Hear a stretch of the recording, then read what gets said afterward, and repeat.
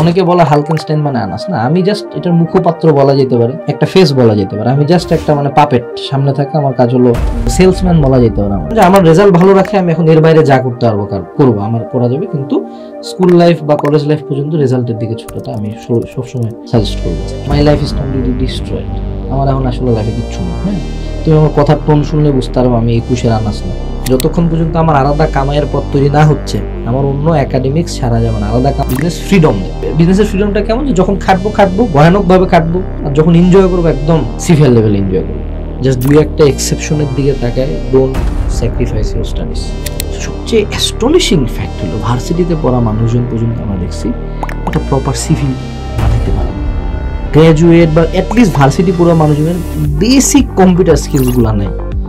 এই সেম মানুষটাকে যদি আমি পা ধরে বলি, ভাই আল্লাহর দোহাই লাগে ভাই, ফ্রি টিউটোরিয়াল আছে ভাই, 5টা জিনিস শিখেন ভাই, না ভাই ঠিক না, তো গভর্নমেন্টের দোষ, গভর্নমেন্ট আমাকে চাকরি দিচ্ছে না।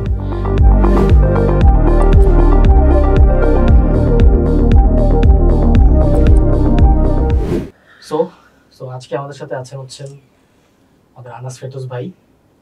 এবং ভাই যদি আপনি একটু নিজের পরিচয় দিতেন। আমি এস এম আনাস ফেরদৌস, আমি অনলাইন টেক প্ল্যাটফর্ম হালকেনস্টাইনের ফাউন্ডার। আর হলো তোমাদেরকে অনেকদিন ধরে অনলাইনে ফ্রিতে গাইডলাইন দিই, এই ওভারঅল পরিচয়। মানুষের শিক্ষার্থী নিয়ে প্রায় 5-6 বছর ধরে কাজ করতেছি, এই আর কি। আচ্ছা, ফ্রিতে যদি গাইডলাইন দেন, in that case like after all edtech business, এডটেকটাকে বিজনেস কেন বলে? এডটেকটাকে আমাদেরটা না, বাংলাদেশের প্রত্যেকটা এডটেকই বিজনেস। এবং বিজনেস বলা হয় যে কোনো বিজনেসের কিছু মার্কেটিং প্রপোজিশন থাকে, একটা সেলিং মডেল থাকে, বিজনেস মডেল থাকে। আমাদের মডেল থাকে যে আমরা স্টুডেন্টদেরকে ফ্রিতে গাইডলাইন প্রোভাইড করি, অলওয়েজ হাই মানে মানুষের 1 নম্বর গাইডলাইন ভিত্তিক প্ল্যাটফর্ম আমাদের। তো গাইডলাইন প্রোভাইড করি, ওখানের সাথে আমাদের কিছু প্রোডাক্ট থাকে, কোর্স থাকে, বই থাকে, স্টেশনারি, এক্সাম ব্যাচ এগুলা থাকে। তো ওগুলা আমরা তখন ওই গাইডলাইনের থ্রুতে মার্কেটিং করি। এটা আমাদের মার্কেটিং প্ল্যান বা আমাদের হয়তো বা কাস্টমার গ্যাদারিং এর প্ল্যান। অন্যান্য প্ল্যাটফর্মের ক্ষেত্রে ওনাদের নিজস্ব পলিসি আছে, কেউ ফ্রি ক্লাস দিয়ে আগায়, কেউ হয়তো বা কন্টেন্ট দিয়ে আগায়, কেউ ফেসবুক গ্রুপ দিয়ে আগায়, কেউ পেজ দিয়ে আগায়। আমাদের ক্ষেত্রে এটা কাজ করে। আচ্ছা, এডটেক প্ল্যাটফর্মে আপনার এটার সাথে টু বি অনেস্ট আপনার কি মনে হয় যে স্কিল বেসড যে প্ল্যাটফর্মগুলো রয়েছে, বিভিন্ন বড় বড় কোম্পানি যেমন আমাদের ইভিটার একাডেমি, তো এই টাইপের যে কোম্পানিগুলো like how they can merge with edtech platform like in your opinion? আচ্ছা, প্রথমত যে ইভিটিআর একাডেমি বড় কোনো প্ল্যাটফর্ম না, এটা বড় না, এটা 2 দিনে একটা পেজ খুলছে, ঠিক আছে, তারপর আমার কাছে আসছিল। যাই হোক, মার্চ কেমনে হইতে পারে আমি বলি। এখানে ইস্যুগুলো হলো স্কিল বেসড প্ল্যাটফর্মগুলো বাংলাদেশের কয়েক প্রকার প্ল্যাটফর্ম দেখা যায়। একটা হলো বাংলাদেশে এককালে একটা বাবল ছিল, ফ্রিল্যান্সিং এর বাবল, হ্যাঁ, যেটা অলরেডি বাস্ট হয়ে গেছে। একটা সময় ফ্রিল্যান্সিং সবাই করতো, কিন্তু এখন তুমি দেখো কয়েকজন ফ্রিল্যান্সিং করে। একটা সময় কিন্তু ঘরে ঘরে ফ্রিল্যান্সার ছিল, এখন কিন্তু নাই ওরকম বিষয়টা, তাই না? তো বাট তার পরবর্তীতে এখন স্কিল বেসড মার্কেটটা আমার মতে যেটা হয়েছে যে এটা রিয়েল চাকরির ক্ষেত্রে কতটুকু লাগে সেই জিনিসগুলো শেখা উচিত। মানে আগে যেমন একটা কথা ছিল না যে না আমি ফ্রিল্যান্সিং শিখতেছি, শিখলেই গাড়ি ডলার, একটা গাড়ি কিনলাম, একটা বাড়ি কিনলাম, এই জিনিসগুলো তো আগে চলছে একটা সময়, দেখছি আমরা। কিন্তু এটা কিন্তু মার্কেটিং এর একটা রেজাল্ট। হ্যাঁ, মার্কেটিং এর একটা বড় রেজাল্ট, মানে যে ফ্রিল্যান্সিং করে তারই মনে হয় অনেক টাকা, কিন্তু ওই দেখা যায় 3-4টা। যেমন আমি যদি বলি যে না যারই অনলাইন স্টুডেন্ট পড়ে তারই মনে অনেক টাকা, কয়টা প্ল্যাটফর্ম চলতেছে, এরকম হাতে গোনা কয়েকটা প্ল্যাটফর্ম আছে, বাকিটা সবাই ঝরে গেছে। তো এটা ফ্রিল্যান্সিং এর ক্ষেত্রে। তো স্কিল বেসড মার্কেটটাতে এখন যেভাবে আসলে চলা উচিত আমার মতে, এডটেকগুলো সবাই এইচএসসি স্টুডেন্টরা কাজ করে, এই এইচএসসি স্টুডেন্টরাই ভার্সিটিতে পড়াশোনা করে, ভার্সিটির পর এই স্টুডেন্টরাই হলো জব মার্কেট বা আর্নিং মার্কেটটাতে ঢুকে। সো তখন তো চিন্তা করতে হবে যে না এই এডটেকের সাথে যদি মার্চ হয় বা এডটেকের সাথে একটা কার্যক্রম থাকে, তাহলে এইখানে যে এডটেকে যে স্টুডেন্টগুলো পড়ে তারা হলো ফিউচারে স্কিল বেসড কোর্সগুলো নিয়ে স্কিলড হবে।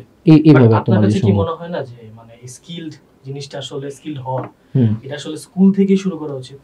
না, এটা আমার কাছে মনে হয় না, এটা আমার কাছে বোগাস লাগে। স্কিলড কেন আমাকে স্কুল থেকে হইতে হবে? স্কুল লাইফ আমার মতে, স্কুল লাইফ কলেজ লাইফ হলো একদম টিপিক্যাল নার্ড যেটাকে বলে, একদম চোখ কান বন্ধ করে পড়তে হবে, পড়ে একটা জায়গায় চান্স পেতে হবে, দেন আমি ভার্সিটিতে স্কিল ডেভেলপ করতে পারবো। এখন কেউ যদি সেটা সে স্কুল থেকে কোডিং পারে, হ্যাঁ, এটা তো বাংলাদেশ, তাই না? তো তারা আমেরিকা না যে না একে চাইল্ড প্রডিজি বলে গুগলে চাকরি দিয়ে দেবে, এটা খুব কম হয়, এটা লাখে একটা, কোটিতে একটা। আমাদের দেশে সফলতার মাপকাঠি হলো একটা পাবলিক বিশ্ববিদ্যালয়, আমরা যতই চিল্লাই, হ্যাঁ, কিন্তু আমাদের দেশে চাকরির চেয়ে বেশি একটা জায়গায় চান্স পাওয়াটাকে প্রাধান্য হয়, তারপরে চাকরিটা আসে। তো সেক্ষেত্রে আমার মতে একটা স্টুডেন্টের ছোটোবেলা থেকে টার্গেট করা উচিত, যত বেশি পারো ভালো রেজাল্ট করো, ভালো রেজাল্ট করার পর একটা জায়গায় চান্স পাও, চান্স পাওয়ার পরে দেন তুমি যা ইচ্ছা তাই করো, অনেক অপশনস আপনি কি থাকে। নিজে স্কুলে কোনো ধরনের স্কিল রিলেটেড কোনো কিছু? আমি স্কিল রিলেটেড বলতে আমার চোখ বন্ধ করে যত প্রকার এক্সট্রা কারিকুলার বাংলাদেশে সম্ভব, debate, olympiad, physics, chemistry, math, biology, science fair, বিজ্ঞান জয়োৎসব, দেওয়াল পত্রিকা থেকে শুরু করে যত যা কিছু আছে আমি সব করছি। বাট এটার একটা শর্ত ছিল যে আমি আমার এক রোল ঠিক রাখে আমি যা করতে পারবো করবো। মানে সেন্টার এডুকেশন থাকে? হ্যাঁ, সেন্টার এডুকেশন, যে আমার রেজাল্ট ভালো রাখে আমি এখন এর বাইরে যা করতে পারবো করবো, আমার করা যাবে। কিন্তু স্কুল লাইফ বা কলেজ লাইফ পর্যন্ত রেজাল্টের দিকে ছোটাটা আমি সবসময় সাজেস্ট করবো। আচ্ছা, এই যে স্কিলের নেশায় ঢোকার পরে হ্যাঁ, অনেকে দেখা যায় যে টাকা ইনকাম করা শুরু করে, এমনি অনেকে করে, দেখা যায় যে এরপরে এরা ড্রপ আউট করে বসে। এদের প্রতি আসলে আপনার ওপিনিয়ন কি? আচ্ছা, প্রথম কথা হলো বাবা, একটা জিনিস বুঝো যে এই যে একটা যে বাংলাদেশে দেখায়, বাংলাদেশে বা বিদেশে হাসেল কালচার দেখাচ্ছে, অ্যান্ড্রু টেট, ইমান গাজী, তারপরে আরো বেশ কিছু আছে, বাংলাদেশের কিছু ক্রিয়েটরস আছে, দেখাচ্ছে যে ড্রপ আউট হয়েছে, গাড়ি কিনছে 2-3টা, অলোকে সব ঠিক আছে, এটা বুঝতেছি। কিন্তু এখানে বুঝতে হবে যে তারা কিন্তু কোনো লেজিট বিজনেস থেকে কামায় না। এই জিনিসটা আমি কেন মানুষকে বুঝাইতে পারি না, মানুষজনের এইটুকু বেসিক কমন সেন্স কেন থাকে না, যে যদি 100টা অ্যাকাউন্ট থেকে একজনের শর্টস আপলোড হচ্ছে, এটা 100% টাইম ওই পাবলিকই টাকা দিচ্ছে শর্টস আপলোড করার জন্য, অটো আপলোড হচ্ছে না, এটা বুঝতে হবে। সো তারা অ্যাকচুয়ালি কোনো বিজনেসম্যান না, তারা জাস্ট টিপিক্যাল ইনফ্লুয়েন্সার। এটা একটা ইনফ্লুয়েন্সার, একটা নতুন মডেল, এটা একটা নতুন টাইপের সেলিব্রিটি, হাসেল কালচার সেলিব্রিটি, ঠিক আছে? এবং তাদের মূল ইনকাম হয় হলো কোর্স বিজনেস থেকে, এই জিনিসটা বুঝতে হবে।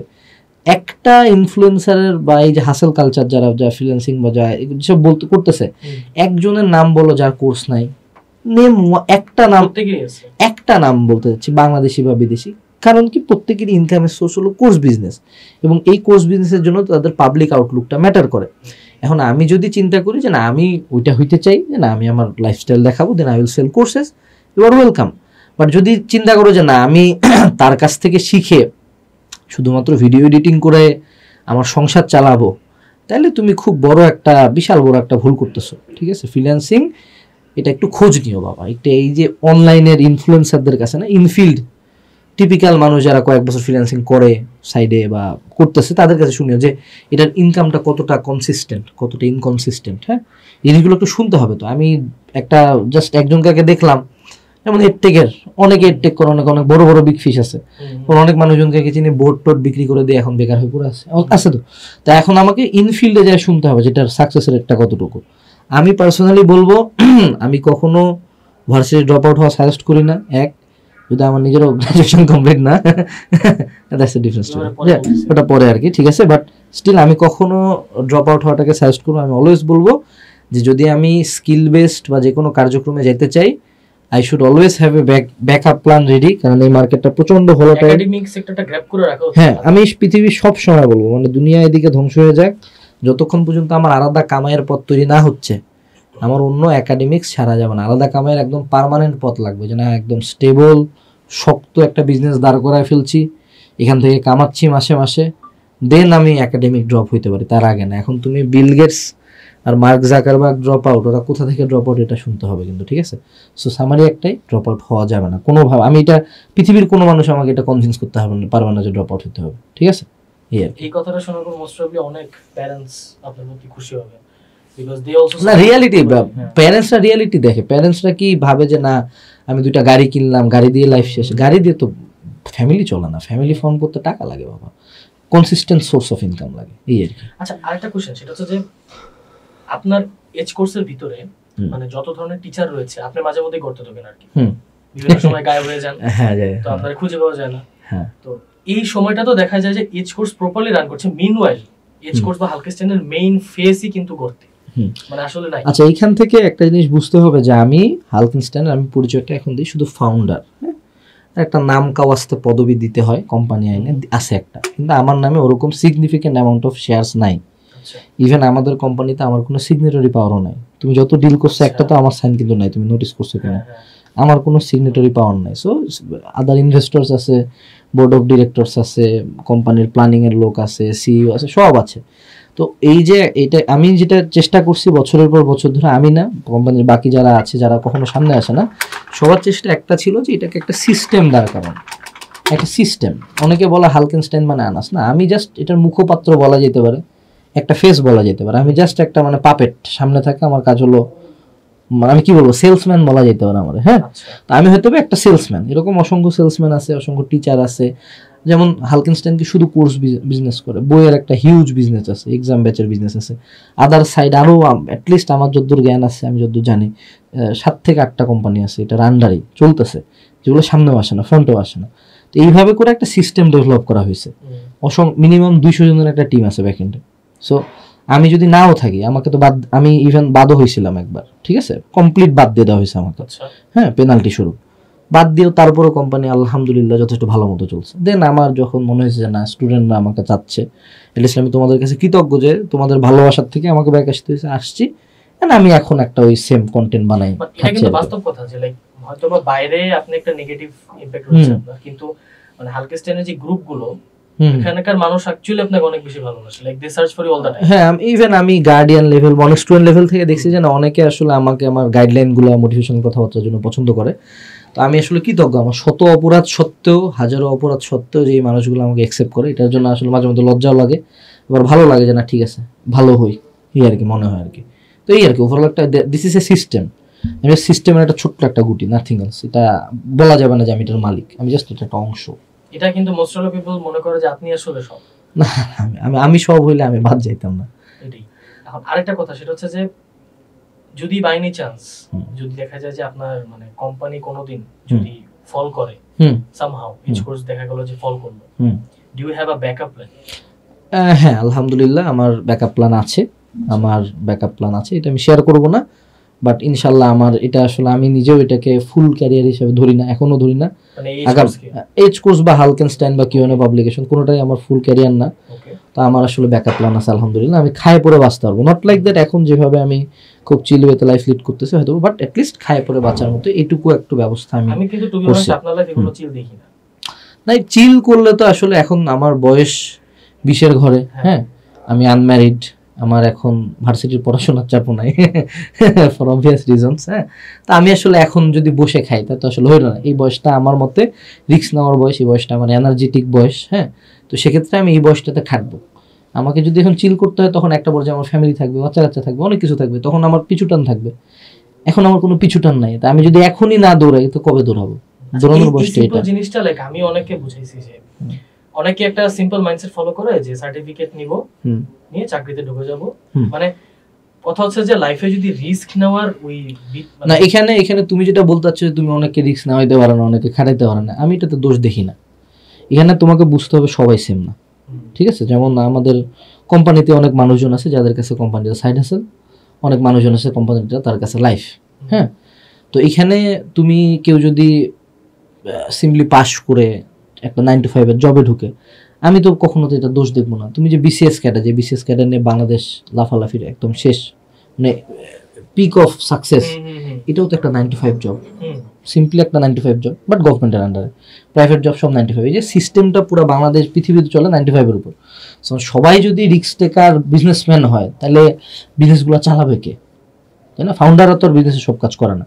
তো সেক্ষেত্রে আমি বলবো যে এখানে আসলে আমাকে ডিসাইড করতে হয় যে আমি কোন জায়গায় যেতে চাই। আমি কি ফাউন্ডিং লেভেলে পুরো লাইফলেস হয়ে পুরো জীবনের সব দিয়ে হাই রিস্ক হাই রিওয়ার্ডে খেলবো, নাকি আমি লো রিস্ক স্টেবল লাইফ লো রিওয়ার্ডে খেলবো? এটা আসলে আমার মতে চুজ করার ক্ষমতা আছে। অনেকে আছে এই হাসেল কালচারে ইচ্ছা করে দেখি 9 to 5 কেমন ডিমিন করায়, বাবা তো সিস্টেমই দাঁড় করে রাখছে 9 to 5। তুমি চিন্তা করো যে কালকে থেকে যদি এই যে এতগুলো কোম্পানির সকল এমপ্লয়ি তো 9 to 5 জব হোল্ডার, তারা কালকে সকালে বলবো 9 to 5 করবো না, সবাই বিজনেস দিব, হবে? পৃথিবী তো বন্ধ হয়ে যাবে কালকে সকালবেলা, তাই না? এই যে তোমার এই যে কারেন্ট গুলা চালাচ্ছি, কারেন্টটা 9 to 5 এর একজন অন করে, অফ করে, টাইম টু টাইম মেনটেন করে, তো সিম্পল বুঝতে হবে। So 9 to 5 is not bad, 9 to 5 সবার জন্য না, আবার বিজনেস সবার জন্য না, কিন্তু business is lucrative. Business freedom দেয়, ফ্রিডম যেমন কারেও নাই। বিজনেসের ফ্রিডমটা কেমন, যে যখন খাটবো ভয়ানকভাবে খাটবো, মৃত্যু পর্যন্ত খাটবো, আর যখন এনজয় করবো একদম সিভিয়ার লেভেলে এনজয় করবো। এটা আমার মনে হয় মানুষের চুজ করার এই স্বাধীনতাটা দেওয়া উচিত। আমার কাউকে ডিমিন করার অধিকার নাই আমার অ্যাজ এ হিউম্যান বিং। আমি জাস্ট বিকজ আমি কামাই বেশি, দ্যাট ডাজন্ট মিন কম কামাচ্ছে ওকে ডিমিন করার অধিকার পেলাম, এটা কখনো না। সে অন্য একটা সিস্টেম দাঁড় করাচ্ছে। আচ্ছা, একটা কথা, সেটা হচ্ছে যে আপনার মোস্ট অফ দ্য গাইডলাইন ভিডিওসে একটা জিনিস থাকে, সেটা হচ্ছে হিট। আপনি ভিডিও বানানোর সময় প্রচুর হিটে থাকেন, এটা বাস্তব। এটা সত্য কথা, প্রচুর হিটে থাকে। হ্যাঁ, বলো, কোশ্চেনটা শেষ করো। প্রচুর হিটে থাকেন, এবং দেখা যায় যে ওই হিটের জন্য অনেক সময় আপনি এমন কথা বলেন, অলদো ওগুলো হার্শ শুনে বাট আলটিমেটলি কিন্তু এই পাশের মানুষটা হিট খায়, হ্যাঁ আমি আসলে লাইফে কি করতেছি। তো এই সিম্পল জিনিসটা কি আপনার কোনো প্রবলেম ফেস করছেন এটার কারণে? এটার কারণে সত্য কথা বলতে আমার লাইফে যত ট্র্যাজেডি, যত ধ্বংস, যত হেটার, আমার লাইফটা পুরোপুরি, আমি সত্য কথা বলি, my life is completely destroyed. আমার এখন আসলে লাইফে কিচ্ছু নেই। হ্যাঁ, তুমি আমার কথার টোন শুনলে বুঝতে পারবো আমি 21-এর আনাস না। 21-এর আনাস অনেক জোরে কথা বলো, অনেক ভায়োলেন্স থাকে। এখন আমার যদি রিসেন্ট কেউ ভিডিওস দেখে, আমি অনেক ঠান্ডা হয়ে গেছি, অনেক স্টেবল হয়ে গেছি। তাছাড়া আমার বয়সও বাড়ছে সেই অনুপাতে। কিন্তু তার পরবর্তীতে আমি রিয়েলিস্টিক কথাবার্তা বলতে পছন্দ করতাম। এখন আগেকার আমার ওয়ার্ড সিলেকশন ঠিক ছিল না, এখন আমার ওয়ার্ড সিলেকশন একটু ম্যাচিওর হয়েছে, একটু এগুলো নিয়ে আমি কাজ করছি। কিন্তু হ্যাঁ, এই কথাগুলোর জন্য অনেক ক্ষতি হয়েছে আমার, এটা আমি স্বীকার করি। এবং আমি বিভিন্ন সময় বিভিন্ন রকম কথাবার্তা বলছি যেগুলো আমার মনে হয় না নিঃসন্দেহে আমার বলা ঠিক হয়েছে। হ্যাঁ, কিন্তু ওই কথাগুলো দিয়ে ইনফ্লুয়েন্স হয়েছে। যেমন খুব ফেমাস লাইন, তোর সিলেবাস হয়েছে। হ্যাঁ, তো এটা আমি বলতে পারতাম যে প্রিয় শিক্ষার্থী, তোমার কি সিলেবাসের সকল পড়া শেষ হয়েছে? তাহলে তুমি কেন রিভিশন কোর্স করছো? এটা বলতে পারতাম। আচ্ছা, এই শালা তো সিলেবাস শেষ হয়েছে। সো এই যে যখন ওয়ার্ডটা বাজে ছিল, একদল মানুষজন এটাতে ইনফ্লুয়েন্স হয়েছে, একদল মানুষজন আমাকে গণহারে গালি দিছে যে একটা টিচার কেন এরকম ল্যাঙ্গুয়েজ ইউজ করবে। সো এটা আসলে আমার মতে পরিস্থিতি ছিল, বয়স ছিল, করা হয়েছে, বলছি। বাট তার পরবর্তীতে আমার মনে হয় আমি অ্যাজ এ হিউম্যান বিং অনেকটা গ্রো করছি। এখন আমার মতে এখন মনে হয়েছে যে it's the message that matters, not the way I represent it. আর রাগ বা স্টুডেন্টকে ইনফ্লুয়েন্স করা, ওকে মোটিভেট করা, আমার মনে হয় বেটার ওয়ার্ড সিলেকশনও করা যায়। এটা আমি এখন যেটা নিয়ে আমি কাজ করতেছি অনেক বেশি।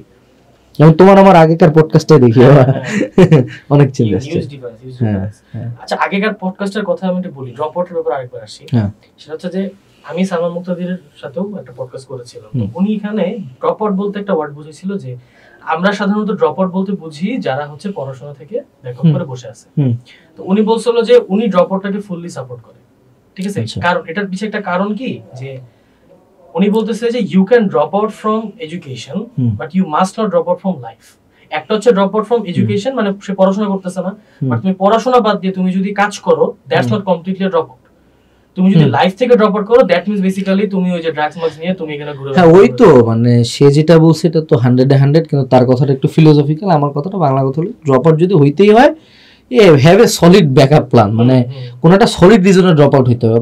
পড়তে পারতেছি না দেখে ড্রপ আউট হয়ে গেলাম, বা একটা স্টার্ট আপ দিছি, একটু 2-4 টাকা কামাইছে, ড্রপ আউট হয়ে গেলাম, এরকম না। যে না ঠিক আছে, মানে আমাদের বুয়েটের একটা ফ্রেন্ড, আমি নাম বলবো না, ও বুয়েট 50তম সিএসসি, হ্যাঁ, ও ড্রপ আউট হয়েছে সেকেন্ড ইয়ারে, ছাড়াই দিছে পড়াশোনা ফুললি। বুয়েট সিএসসি ছাড়া, মানে বুঝো ডিফারেন্ট ব্যাপার।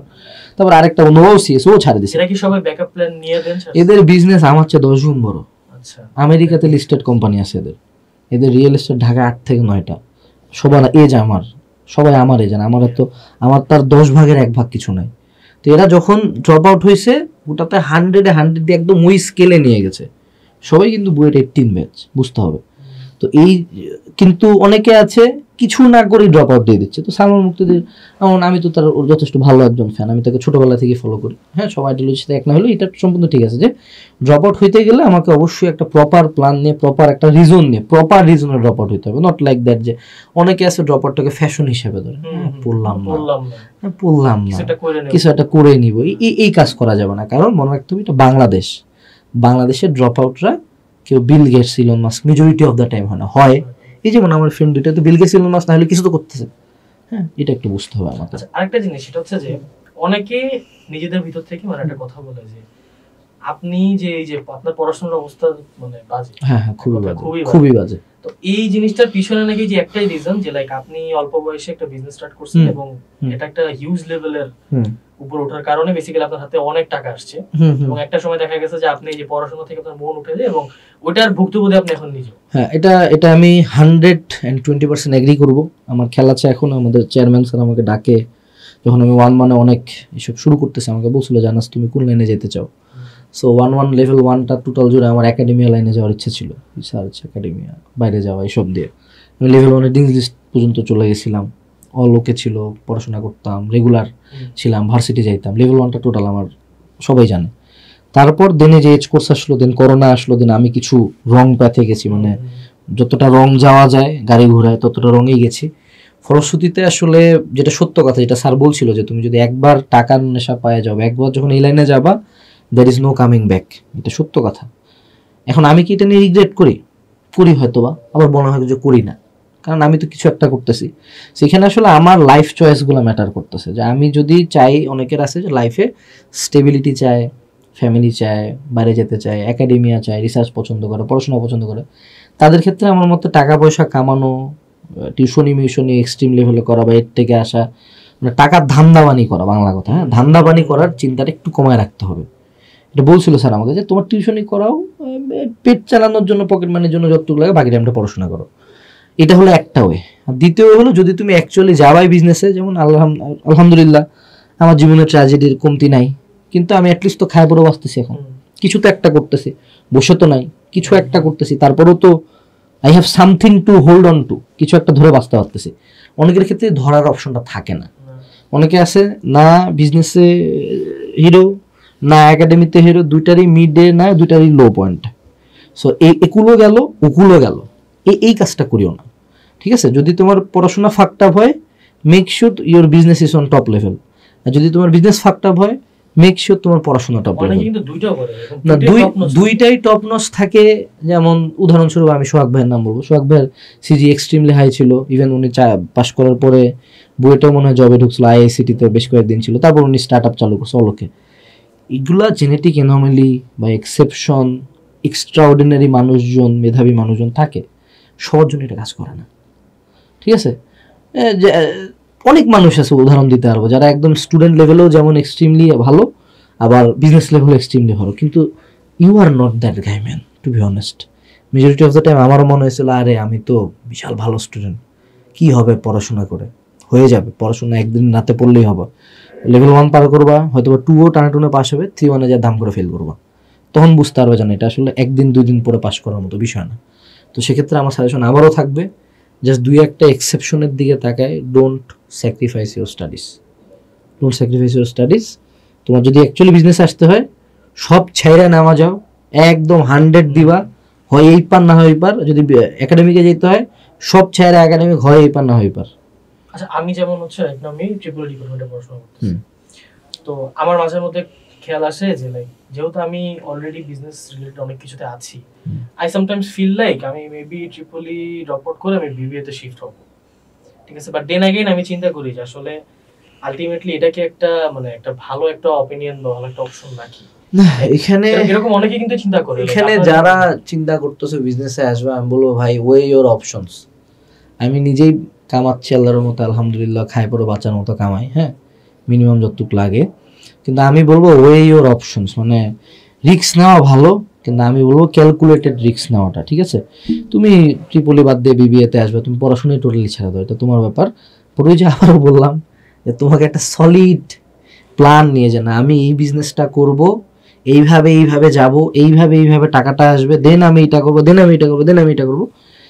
তারপরে অনেকে আছে কিছুই করে না আসলে, মানে নাম কাও আসতে একটা পেজ খুলছে, একটা লোগো বানাইছে, নাম দিয়ে এটা আমার কোম্পানি, হেডি আমার কোম্পানি, হ্যাঁ, আহেরে আমার কোম্পানি রে বাবা, কোম্পানির রেভিনিউ কত, কিছুই নেই রেভিনিউ। তো এরকম করে কোম্পানির নাম করে নিজের একাডেমিক লাইফটা ধ্বংস করে। তো আমার কথা এটাই যে তুমি যদি অ্যাকচুয়ালি সুইচ করতে চাও, ওয়ে অল ইওর অপশন, যে না বিবিএ পড়লে কি হবে, যদি আমি বিজনেস করি তাহলে কি হবে, বিজনেস যদি ফেল করে তাহলে কি করব, ব্যাকআপ অপশনসগুলো কি কি আছে, যে আমার বছর থেকে 2-1 বছর মাইনাস যাবে, সেটার জন্য আমি কতটুকু ভোগান্তিতে পড়বো, দেন আমি যদি গভর্নমেন্ট জব ট্রাই করতে চাই, অনেক কিছু চিন্তা করতে হবে। এটা কিন্তু মানে এমন না যে ঝাট করে একটা ডিসিশন নিয়ে নিলাম। লাইফ ক্ষণে ক্ষণে যেমন চেঞ্জ হয়, ঠিক তেমনি ক্ষণে ক্ষণে চেঞ্জ হলে আমার প্ল্যানটা সলিড থাকতে হবে শুরু থেকে।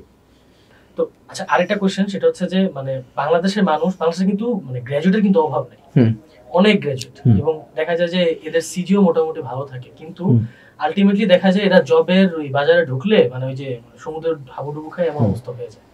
তো মানে আপনার পরিচিত কেউ কিরকম হয়েছে নাকি, বা এদের পক্ষে আসলে আপনার কি সলিউশন? মানে আচ্ছা, আমার যেটা পার্সোনাল এক্সপিরিয়েন্স, আমি একটা খুবই ছোট্ট বিজনেস চালাই, এটার আন্ডার অনেকগুলো উইং আছে, এবং আমার খুব সৌভাগ্য যে আমি অনেক অনেক মানুষজন নিয়ে কাজ করার সুযোগ পাইছি। এবং আমার এই ছোট্ট বয়সেও আমি, যদি আমার দেখে ছোট লাগে না, আই ডোন্ট নো হয়, আমার দেখে কত লাগে বলো তো, 35 নাকি 35 লাগে, যদি আমার ঘর 20-র ঘরে, ঠিক আছে, হোক বিষয় না। আসলেই ভাই, আসলেই সার্টিফিকেটে 2001 ম্যান, আমার বয়স 24। আল্লাহ, কল মি ভাইয়া, I may look like N uncle. যাই হোক, আমি এই ছোট বয়সে অনেকজন মানুষজনকে রিক্রুট করার সুযোগ পাইছি, সৌভাগ্য পাইছি। তো আমরা যখন কোম্পানিতে যে কোনো একটা রিক্রুটমেন্ট ফর্ম ছাড়ি, এগুলোতে ভার্সিটি গ্র্যাজুয়েট বা ভার্সিটি লেভেলের অনেক স্টুডেন্টরা অ্যাপ্লাই করে, এগুলোর মধ্যে থেকে ছাকেটাকে আনতে হয়। সবচেয়ে অ্যাস্টনিশিং ফ্যাক্ট হলো ভার্সিটিতে পড়া মানুষজন পর্যন্ত আমরা দেখছি একটা প্রপার সিভি বানাইতে পারে না, সিভি বানাইতে পারে না কিচ্ছু। মানে একটা সিভি তুমি দেখে, আমি হাতে লেখা সিভি পাইছি, জি বস, জি হাতে লিখে মেইল করছে আমাকে, ঠিক আছে। তো এখন এই এত তো ফোন থাকলেও তো সিভি বানানো যায়, ফোনেই তো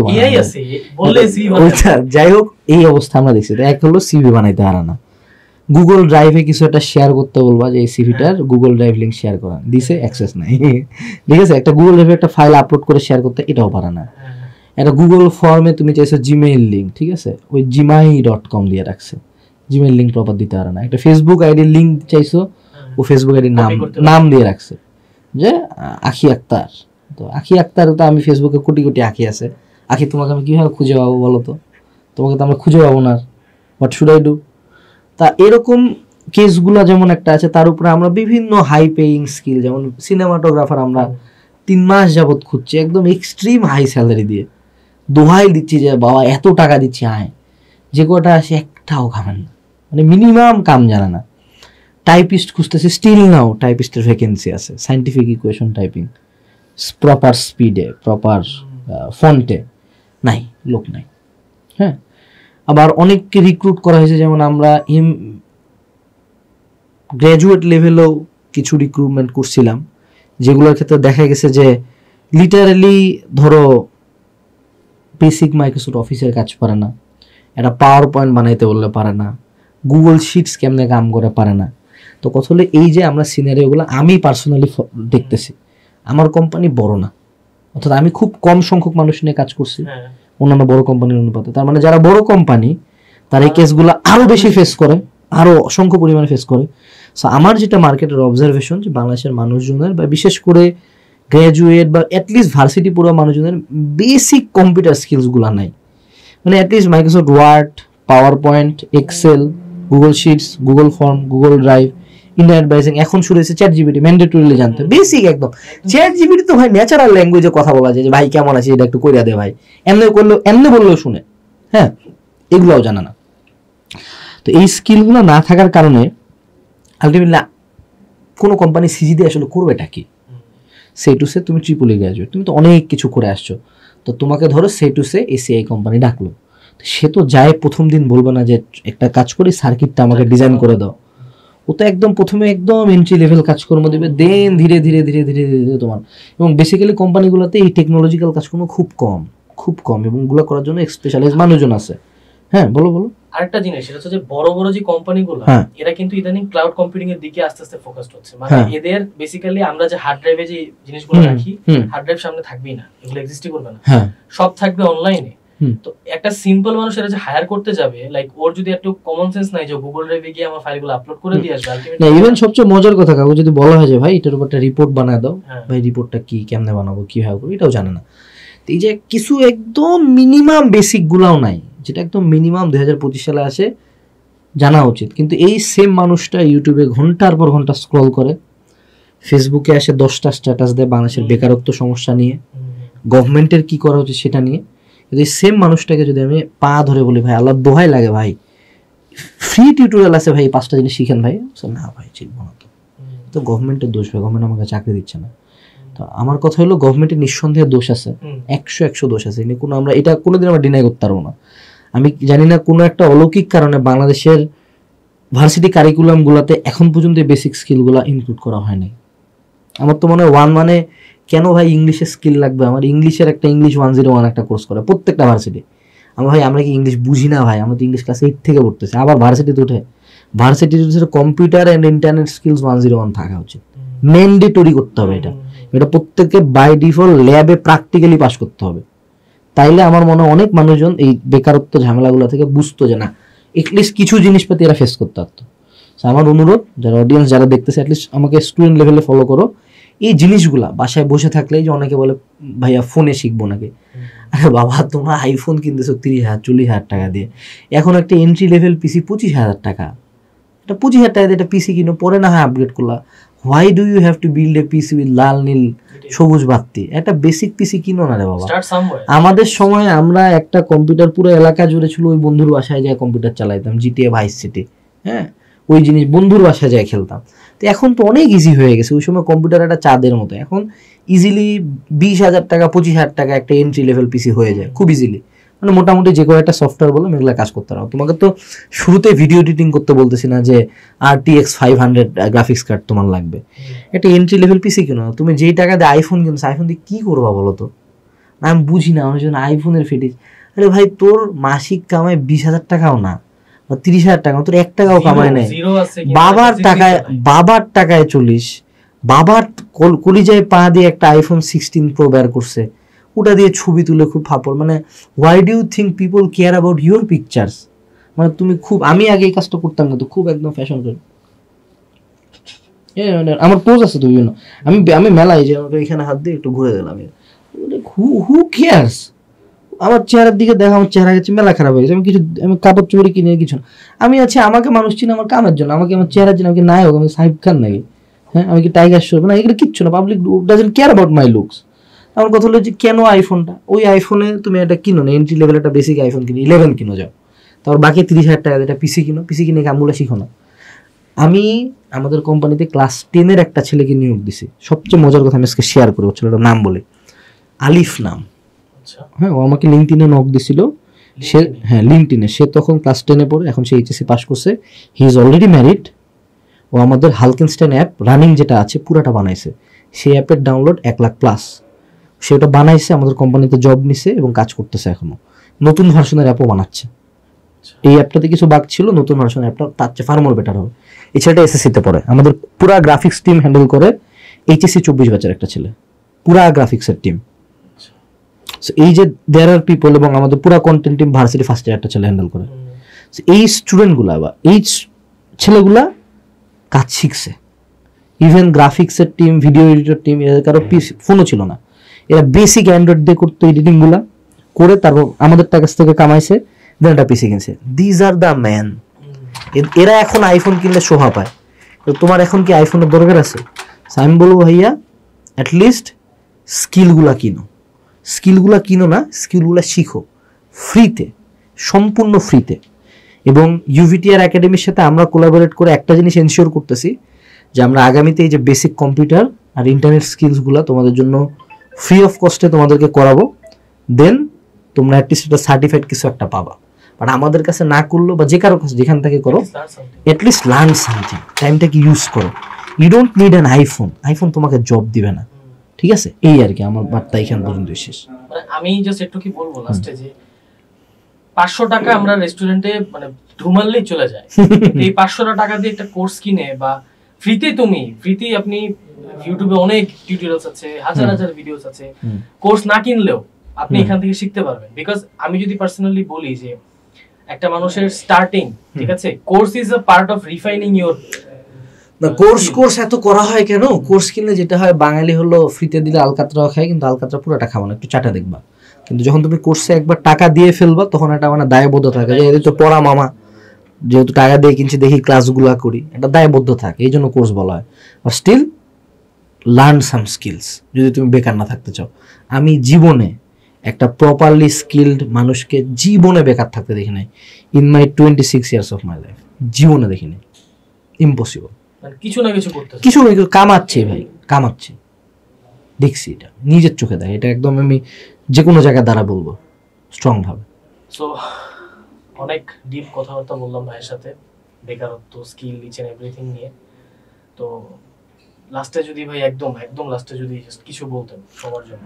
পরিশ্রম করো, বাকি সবকিছু এমনি, মানে পরিশ্রম করো, আল্লাহর উপর বিশ্বাস রাখো, বাকি সবকিছু এভরিথিং উইল হ্যান্ডেল ইটসেলফ।